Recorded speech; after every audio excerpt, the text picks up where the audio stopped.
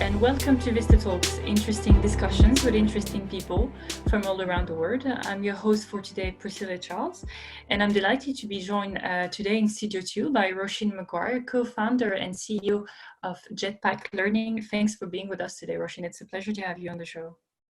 Thank you so much for inviting me, Priscilla. Of course. So now let's move on and get on with the show. So Róisín, you're the co-founder and CEO at Jetpack Learning, a HTML5 educational games publishing platform. First, can you tell us a little bit more about the organization, please? When was it founded? Tell us everything. Yes, well, Jetpack Learning is actually a startup, and I sort of smile when I say that because I myself have been running my own company for 18 years now, and to say I'm from a startup is something that I haven't said for almost 18 years. So Jetpack was formed from my original company, Eyesparks, which is a general digital design company. Yeah. And myself and the other founders of Eyesparks are all from a digital design background.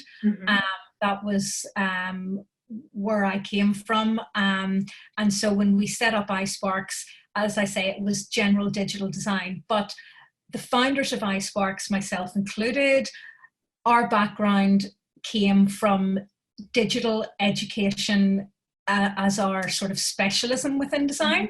Yeah. So I had previously worked in the BBC. Wow. And my co-founder, Tony Woods, who also is my husband, he used to work for a large multinational educational publishing company as well in the design side of things.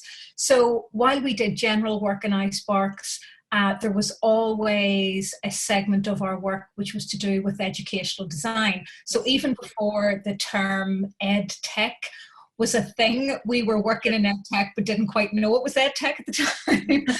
So over the years, our local education authority here in Northern Ireland, the CCEA, had tasked us with doing various pieces of design for their digital materials.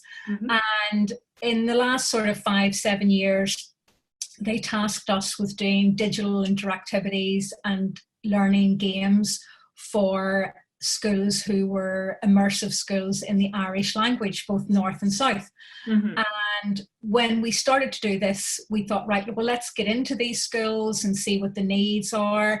And so we went round various Irish immersive schools. And one thing that really struck us was the teachers in those schools were so passionate about the language learning and that, you know, the revitalizing the Irish language and keeping it fresh and keeping it new. Okay. And they really seen the move into digital as somewhere they wanted to go because they wanted Irish to be seen on par with other modern languages. Yes. So there was great passionate educators everywhere we turned, and we really wanted to do an extremely good job for them in producing materials for them. So we developed great relationships there, and that work continued, and we kept getting asked for more and more learning resources for these schools. And after a while we thought there must be a way of streamlining this work and making it more efficient for us to build and for teachers to use.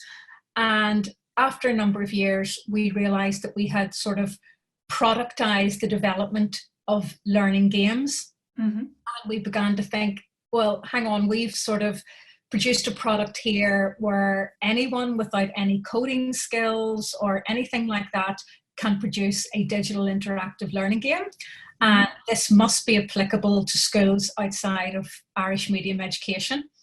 And so we went to the British Educational Technology Conference, which runs every year in January in London. And we went over with this idea and we demoed it to many people who come by your stand as these things happen.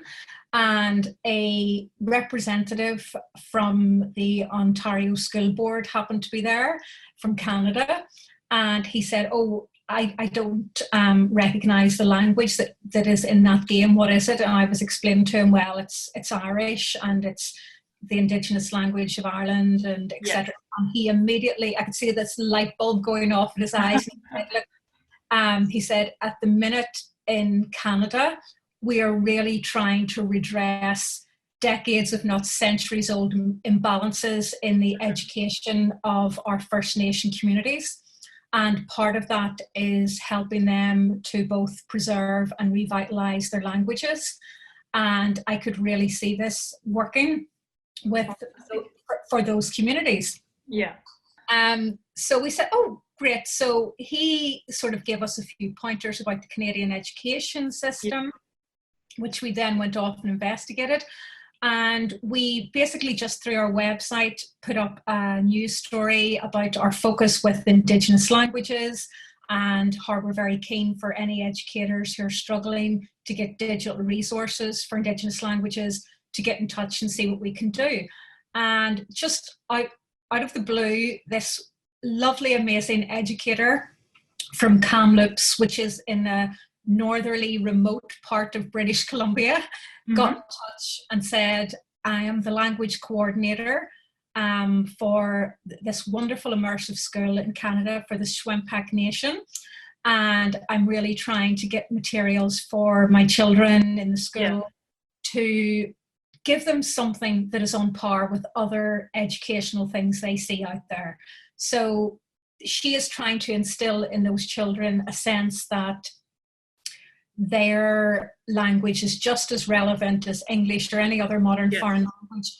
But when they look at the resources out there for their language, they say, well, our language isn't really on a par because where's all the groovy digital resources? And then they don't exist. So her name was Catherine Michelle, and she was a really vital person for us to make contact with because, yet again, another very passionate educator. And with us, we worked together almost as partners rather than a client and a service provider.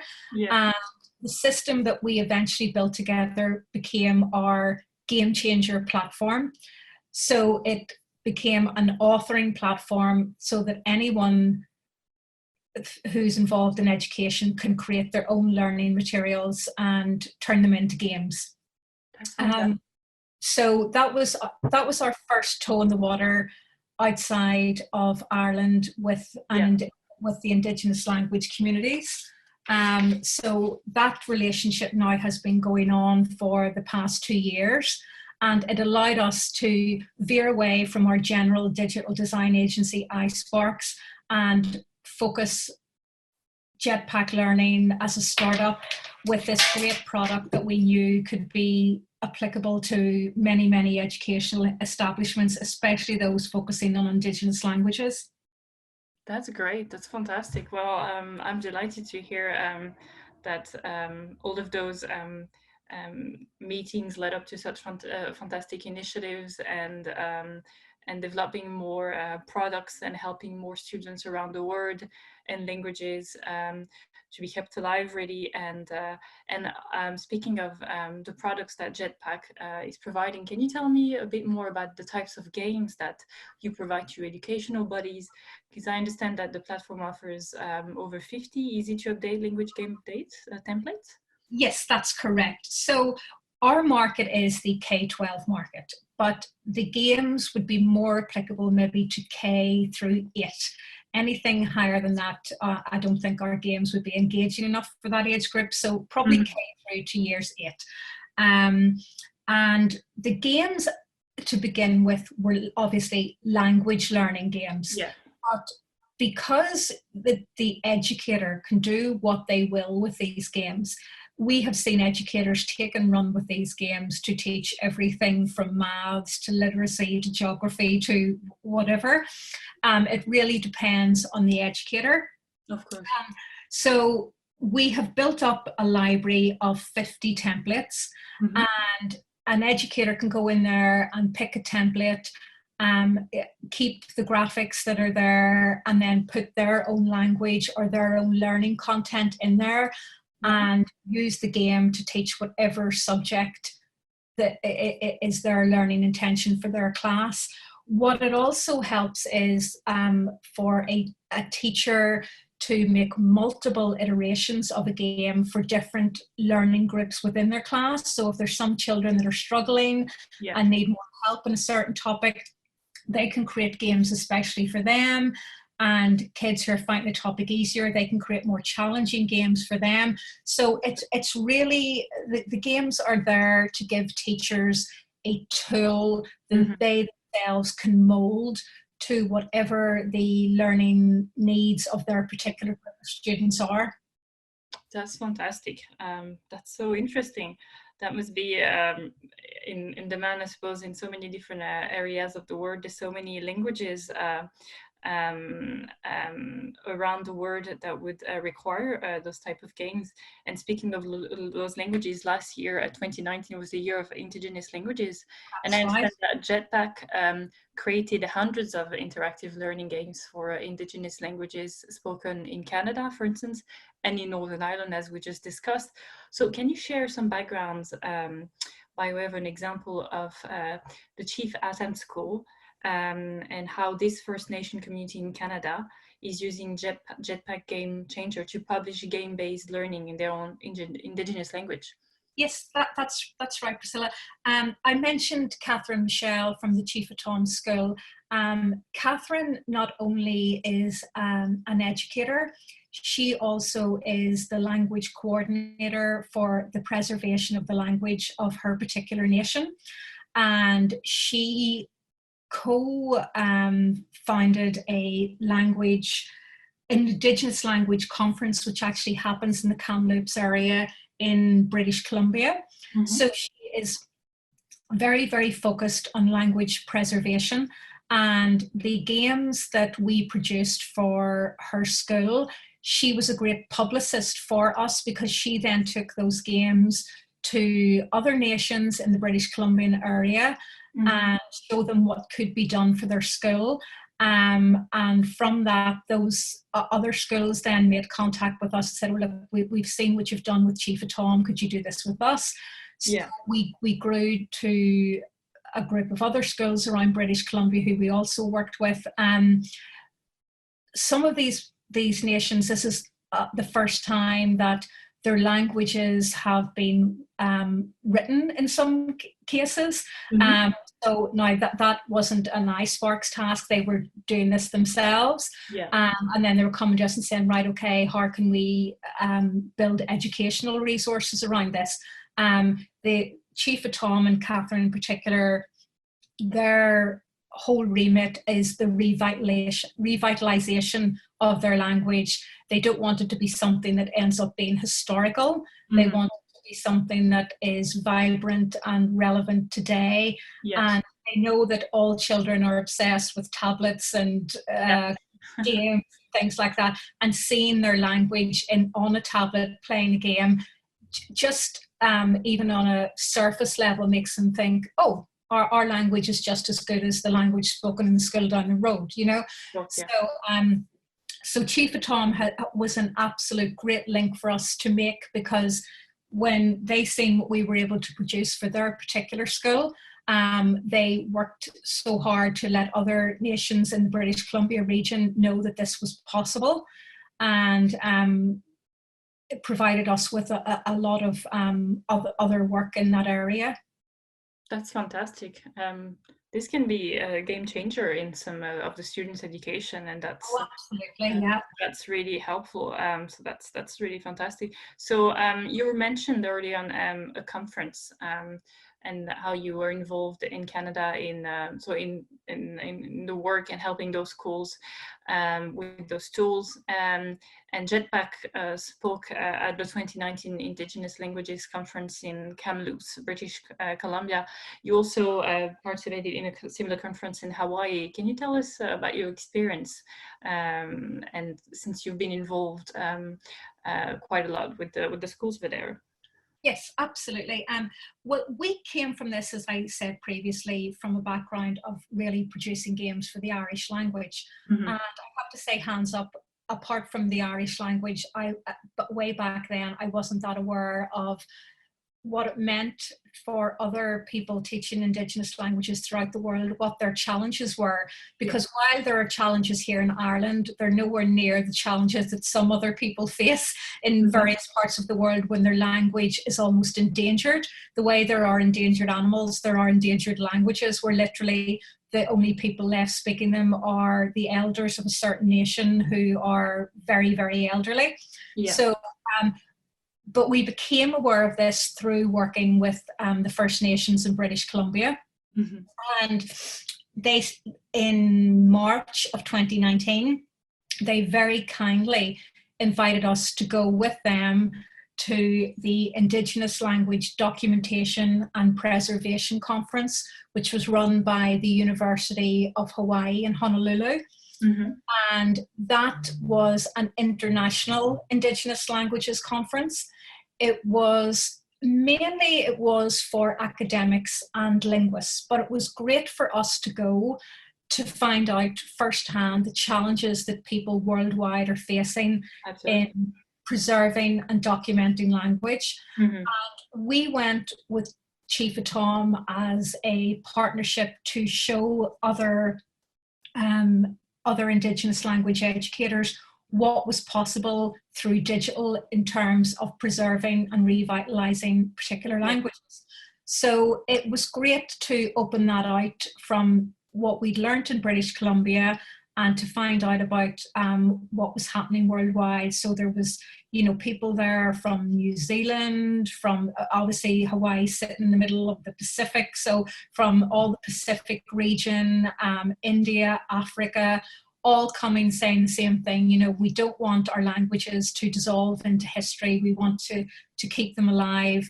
But obviously they all face challenges in that a lot of them don't have access to the internet. Yeah. A lot of them face struggles with getting funding for even basic education, never mind the kind of things that we would do, which might be seen as, sort of the icing on the cake of education. Yeah.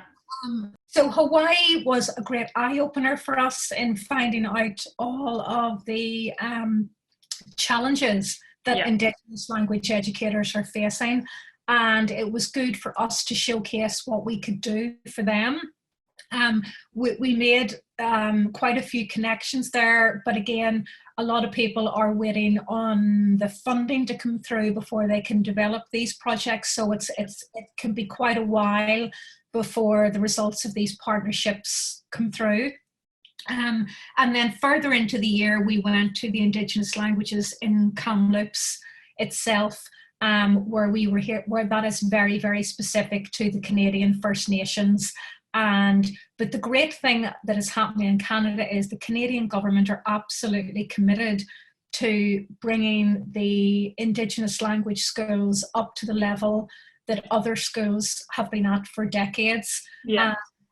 So the funding for the First Nations education in Canada is there now.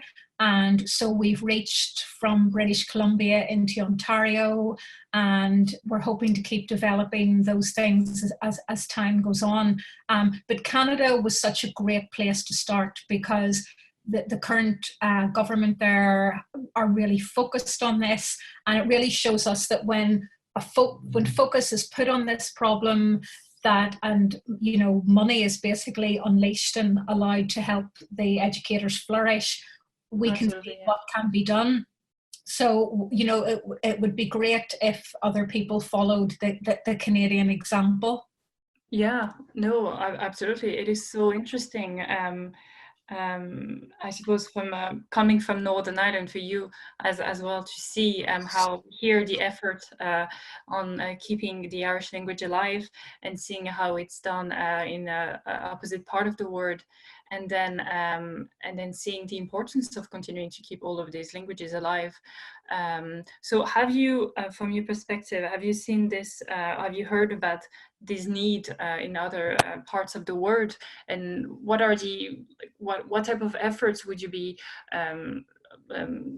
working towards to help other schools around the world or other countries that have demands like that have needs like that? Yes, well, most educators get their schools would get their resources from the big, large educational publishing houses. And as you can imagine, those big, large publishing houses, they develop materials really for the main modern foreign languages. So they don't really have a focus on the smaller Indigenous languages. So there's a real deficit of materials worldwide for Indigenous language learning. Yeah. Even apart from education, if you just look at things that are on the internet at the minute, UNESCO did a survey a while back where it found that 98% of the internet's web pages are published in just 12 languages. Now, worldwide, there are roughly 7,000 languages. And 98% of the internet's web pages are published in just 12 languages. So that shows you the amount of languages that are completely missing from the digital realm. Yes. And so there is definitely a challenge worldwide. You know, we were talking a while back to a publisher who is trying to develop materials for the South African market, and they were saying in South Africa alone there are 9 separate languages spoken, which is something I didn't know about. But as a publisher, they're trying to address the most widely used one. So what seems to happen worldwide is that the large educational publishers will produce materials for the most widely spoken languages. And the teachers who are teaching in more remote areas where there are smaller minority languages are sort of left to create their own materials. And they become almost mini educational publishers in their own right. But as you can imagine, the materials that they're producing are very, very basic, usually photocopied materials and things like that. So we really see our role, and the reason we moved from a service business where we were creating bespoke games to providing a platform is that we hope that educators from anywhere in the world can go into our platform and go, okay, I can take this game and completely repurpose it for my community using our language. They can even go so far as to adding in images for their particular culture.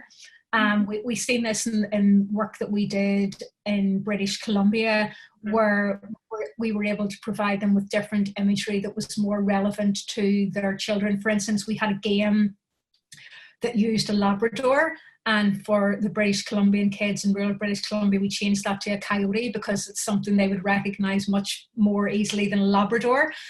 So it's things like that, you know, this a lot. So it allows them to change the language, they can change the graphics, you know, but we still come up against problems that are sort of beyond us in a way. So that would be good access to the internet, and also digital devices for children as well. That's something that we personally can't change. So, you know, we have given schools access to this platform, but really it needs to be almost at a governmental level, where these more rural educators and minority educators are given the access to, you know, digital equipment, and also better online connections would really help as well. Yeah, absolutely. Well, thank you. Thank you for sharing all those insights with us. I'd like to talk about the Think Global Awards now. You've recently won the Think Global Award 2020 in the category of Indigenous languages that we've mentioned. So congratulations again. We're delighted for you. Can you tell us a little bit about why you entered the award in the first place? What did this mean to you? Yes, well, I had heard about the Think Global Awards, and I was looking at it just out of interest when it was announced for this year. And I was really, really surprised when I seen that there was an Indigenous language category, because it is so unusual for an awards ceremony to include an Indigenous language category. So immediately my eyes widened and thought, oh, wonderful. And I was able to go in then and apply and begin to talk about what we had done about Indigenous languages. Winning the award was an absolute boost to us, because, as you know, the awards announcements came up just as we all went into lockdown. Yeah. So I think, like most businesses, we were sort of struggling with, okay, what do we do now? We sort of need to pivot, and we need to do all these things. And then this lovely award landed on our door, and we thought, well, we know that this means so much, and we really need to publicize this, because we are working in a minority field, if you will. You know, the more people know about what we offer and what we do, the better, because it is quite a niche offering. And, you know, the more light that can be shed on it and the more people that can be aware of it, the more benefit to us and to people who are using the platform. So it was absolutely great to get that award, and especially at this time when I think, you know, most businesses are scurrying around trying to make sense of this new world that we're all operating in. It was a great boost, and even to have, you know, the online award ceremony was great in itself, to see all the other winners and to hear about what all of the other companies were up to and hearing from all the other founders. So it was a really positive boost at a time when I think most of us were really struggling to come to terms with this business landscape. Well, thank you very much. And again, congratulations on winning the Fingalball Award 2020 in the category of Indigenous languages. So now I'd like to talk about, I'd like to come back on Jetpack Learning and as some of the news that I have noticed on your website recently, I see that as a response to the global pandemic, Jetpack Learning, in conjunction with other local edtech companies, is making its software available to schools in Northern Ireland and free of charge. We talked about the importance of keeping Indigenous languages alive, but in the current context of this dreadful pandemic, how important is this? Is this the initiative that you've taken on board? Well, one thing that has always been key for us is gathering feedback. We really, really want our platform to be the best that it can be. And the only way it can be that is to get feedback from teachers that are using it, teachers and publishers who would be using it. I keep referencing Catherine Michelle from Chief of Tom School. And the reason I do that is that the feedback that she gave us initially really helped shape our platform. You know, so hearing from an educator on the ground, that was what shaped our platform. So for us, giving our platform away free for the foreseeable future until schools possibly start up again in September is a way for us to get the platform into as many schools as possible during lockdown, and to use this as a real feedback gathering time. So what we're basically saying to teachers and publishers at the minute is, look, you can use this for free, it's absolutely fine, and all we ask for in return is that you give us feedback on how useful you found it, what other features you think would be helpful to include in it, what topics and subject areas you found it most useful for. Yeah. Did the children struggle to use it remotely? All these things. For us, this is absolutely key. You know, you could look at this time as, oh my goodness, you know, we have a product here that sells into schools and schools are closed. Oh my goodness. But we're looking at it from a point of view as, look, let's use this time as well as we can. And for us, that is feedback gathering. And also just developing relationships with schools, because I think most schools and most teachers are really struggling at the minute to find engaging interactivities that children can do, because children just opening up a screen in the morning and going, okay, what exercise have I to complete today? It's different. Really nice games and interactives to play with, and sometimes not even realizing that they're learning is just great. So anything that we can do to help teachers through this difficult time and develop relationships with more schools and keep gathering feedback. Because one thing we did do when we first set up was we hooked up with two academic institutions. One was University College London, who run a great accelerator program called Educate.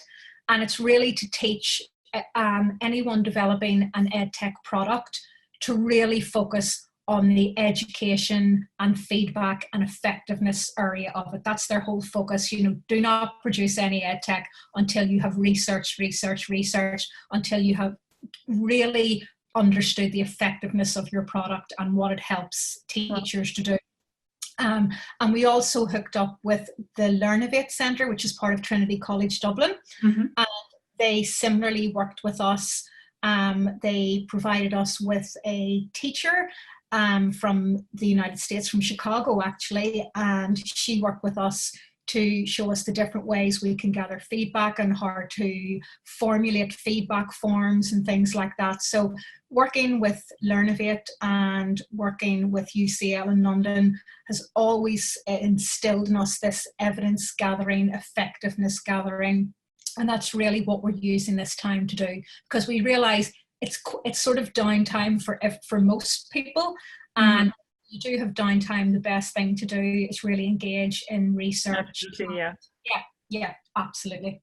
That's so interesting. Well, yes, no, this is this, as you say, you're absolutely right. This is an interesting time, and definitely a time to gather and learn.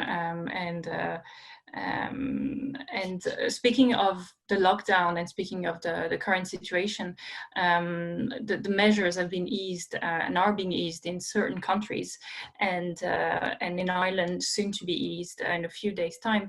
Now we're hoping to enter a post-COVID-19, a better word, but it is going to be challenging. So how do you see the educational sector developing? As you said, for some children, it's quite difficult at the moment to, sometimes sit in front of a computer every day. And what do you think? Do you think that this recent global pandemic has changed the way in which we learn in the future? And is online technology becoming more and more of a requirement in general for children to learn?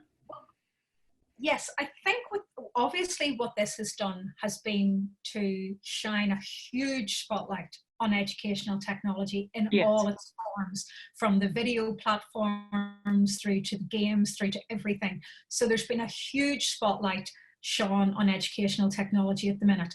And the problem is that this wasn't planned for. So, no one put any plans in place for suddenly 1.2 billion children worldwide to be out of school and remotely learning.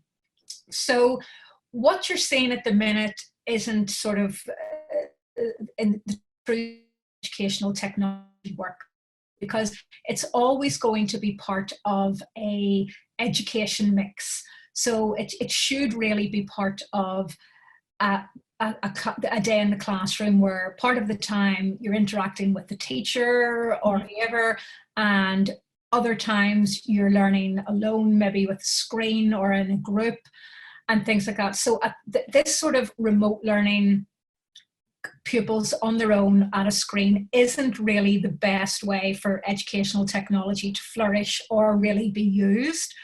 But we are where we are, and I think what it will do is whatever experience schools have in these coming months with different platforms and different educational technologies, they will be the judge of what worked and what didn't.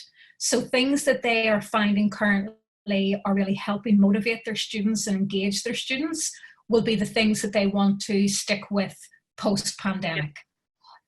Yes, it is obviously shown that teaching can happen remotely, but this isn't the best way to do it. I mean, it's shown up the inequalities. So, we all have this notion in our head of children waking up every morning, opening up a laptop and getting on with their work, and that just isn't true, because in one household there may be 3 children and 1 laptop. So, the children all just can't sit down at their desks and start working. So, it has shown the sort of the drawbacks of remote learning. But again, I say that is because what is currently happening, it was something that just was not planned for. If this was planned for, children would all have been sent home with tablets and whatnot. And, but obviously that wasn't possible. So it has shone a spotlight on the strengths of educational technology, because doubtless teachers are finding it absolutely imperative to use this technology to stay in touch with the children and to provide them with lessons. But it has also shone a spotlight on things that still have to be addressed. And the things that still have to be addressed are the access to digital materials, just exactly the same as what I was saying about the Indigenous language communities. You can have all these wonderful things ready to go, but unless children are able to access them, that they are of no use. So hopefully post the pandemic, these inequalities will hopefully be addressed. But I think the good thing for anyone engaging with teachers in any meaningful way at the minute with their educational technology, if the teachers have had a good experience of these things, if the children have really engaged with them, they will hopefully be the things that the teachers will continue to use post-pandemic. Yeah. Well, thank you so much, Róisín. That was so interesting. And is there anything you'd like to share? Anything else you'd like to share with our audience today, whether it is about Jetpack Learning, about any potential new project you'd be working on? What's next for the company? Just prior to the lockdown, we actually hooked up with a primary school here in Belfast. Mm-hmm. And it was because it was quite a large school and they were very technologically focused. Mm-hmm. And we asked them, would they partner with us for the rest of the year, using the platform and giving us continuous feedback. And one thing we had in mind was that we didn't want to steer them in any particular direction. We said, showed them how the platform worked, and we said, look, can we leave this with your school for the rest of the year, mm-hmm. and drop in with you possibly once a month, and if you would be happy to show us what you've been up to and what you've been doing with the platform. And they said, absolutely, come in, let's go. So on our website, we have the start of that journey, which was just back in March, literally pre-lockdown. But what happened, and it was absolutely fabulous, was we went and had our first monthly meeting with them in March. And they are not an immersive language school, they're just a regular primary school. And the different applications that they had used our platform for, things that we just hadn't even thought about. They were using it for literacy, they were using it for numeracy. And one teacher in particular said there was a child in her class who was on the autistic spectrum and worked quite closely to her desk. Yeah. And he came over to her when he seen her creating games and said, oh, miss, what are you up to there? What is that you're doing? And she was explaining to him that she was creating a game for the class. Yes. And he said, would I be able to do that? So she showed him how to create a game, and he did. He created a game for the entire class. And he was absolutely elated, because obviously being on the autistic spectrum, he always feels a little bit sort of, a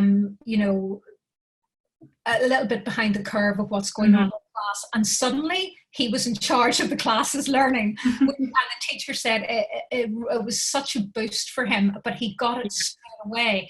And that opened up to us the whole area of special educational needs and how this could be used for special educational needs pupils, so that teachers can create materials just for them.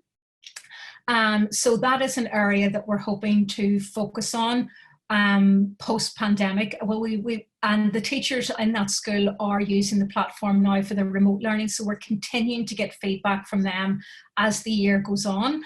But it's just, it really, our platform keeps developing the more feedback we get, and things like that we didn't plan for. It was just her using her initiative to help include a pupil in her class, and it suddenly sparked an idea. Well, what can we do in that area? Could that be another thing that this platform can be used for? So so when all of this feedback is gathered, we're hoping that the platform will be stronger than ever. So hopefully that won't be too much longer.